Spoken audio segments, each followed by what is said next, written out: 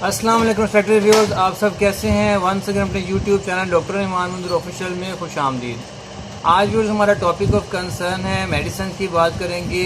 Mood stabiliser medicine, या दूसरे लफ्ज़ों में एक ऐसी मेडिसिन जब इंटेंस इलेक्ट्रिकल अनकंट्रोल्ड एक्टिविटी हो जाती है ब्रेन में और उसके वेरियस फैक्टर्स हैं, इन्वायरमेंटल फैक्टर्स हैं, या किसी स्ट्रेस की वजह से, अनप्लेजेंट कंडीशन की वजह से, या सीवियर शॉक कंडीशन की वजह से, अगर किसी वजह से बॉडी में स्पेशली ब्रेन पार्ट में अनकंट्रोल एक्टिविटी हो जाए नर्व इम्पल्स की, तो उसकी वजह से कंडीशन ये होती है कि बॉडी के स्पेशली ब्रेन के किसी एक पार्ट पे, हेड के किसी एक पार्ट पे सीवियर पेन स्टार्ट हो जाती है।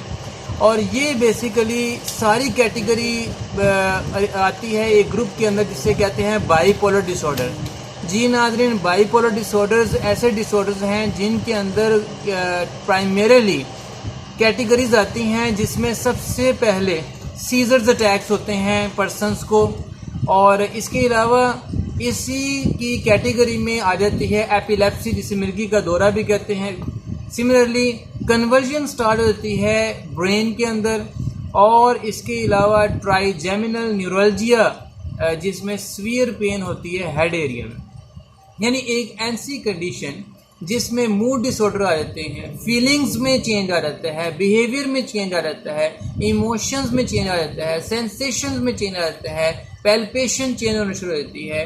ऐसे सारे फैक्टर्स के अंदर आमतौर पर जितने भी इन्वायरमेंटल फैक्टर जो इस चीज़ की सिम्टम्स को प्रेजेंट करवाते हैं इंडिविजुअल्स के अंदर, वो सारे के सारे वो जो सिम्टम्स आती हैं वो बाईपोलर डिसऑर्डर्स में आती हैं।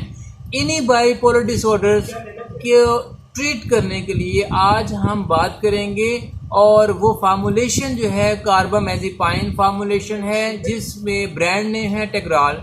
नोवार्टिस कंपनी इसको मैन्युफैक्चर करती है, जो इस वक्त एक anti convulsant anti psychotic medicine है। 50 टैबलेट्स का ये टोटल पैक है, इसके बारे में आज बात करेंगे।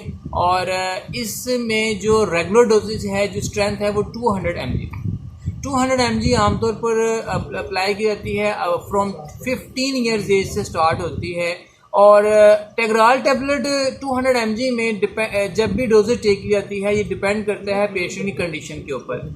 जब भी बाईपोलर डिसऑर्डर को डायग्नोज किया जाता है तो उसमें कंडीशन देखी जाती है कि किस क्वांटिटी से और किस डोजेज से जो है पेशेंट को ये दिया जाए।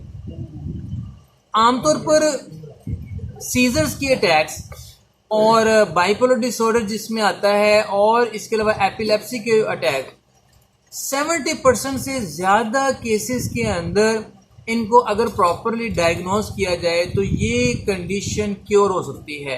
और मोर देन 3% से भी ज़्यादा प्रीमेच्योर डेथ होती हैं, जिसमें एपिलेप्सी, एपिलेप्टिक अटैक, सीजर्स को प्रॉपरली क्योर नहीं किया जाता। तो इसकी प्रॉपर रेमेडी होना बहुत ज़रूरी है from the psychologist point of view. और इसकी जो डोजेज है वो हमेशा हेल्थ केयर प्रोफेशनल एक अच्छे साइकोलॉजिस्ट से एग्जामिनेशन के बाद की जाती है। इसका जो मैकेनिज्म एक्शन है, जो प्रॉपरली कहा जाता है कि चूँकि एंटी कन्वल्सेंट है, एंटी एपिलेप्टिक है, एंटी साइकोटिक ड्रग है, और ये जो ग्रुप है एंटी साइकोटिक का, एंटी एपिलेप्सी में, जिसका काम है कि इसने मूड चेंजिंग डिसऑर्डर्स को ट्रीट करना है, इसका मैकेनिज्म जो है वो समझना बहुत ज़रूरी है। आमतौर पर इसके मैकेनिज्म में एक और कैटेगरी आती है, वो है फोकल सीजर, जिसमें ब्रेन के किसी एक पार्ट में सीवियर पेन स्टार्ट हो जाती है। और फोकल का मतलब होता है कि एक फोकसल एरिया पे जो है वो पेन होती है, इसे जनरलाइज ऑनसेट सीजर्स भी कहते हैं।